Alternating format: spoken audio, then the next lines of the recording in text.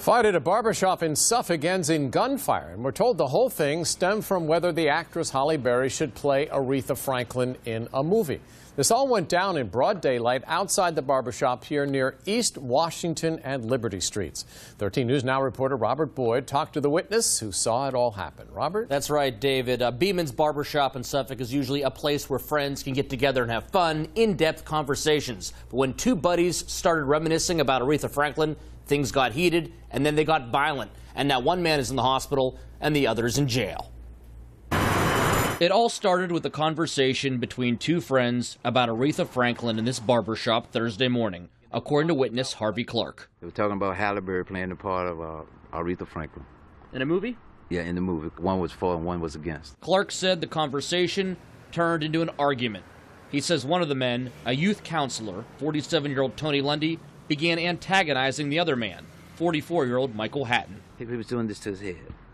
You know, kept punching him like that. Clark says the men ended up on the floor fighting. Fellow customers had to break it up. Tony went to the chair, kept punching the boy in the head, punched the boy in the head, and the boy told him, "I give you a pass on this one." But once the men were in separate corners, Clark says Lundy went back for more. So Tony acted like he was coming back, so the boy reached for his gun.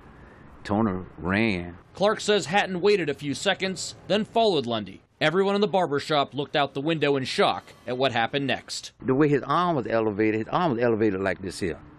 So I was assuming he was shooting over his head. But when I walked out there, I saw Tony bleeding. And then Tony fell on the ground, and then when he fell down, I said, "Oh my God, he dead." Clark says Hatton shot Lundy from about 10 feet away, right on the sidewalk, and then walked up next to him as he lay on the ground. He just put the gun to his head, and I said, "Oh my God." And the boy said, the other guy said, "Man, don't shoot him, man." So the dude that said, "Don't shoot him," the shooter looked at him and walked away. Both men were transported to the hospital. Lundy remains in serious condition.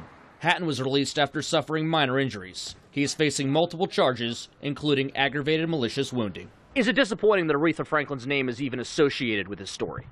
Not really, because she's a part of our history. She is our history.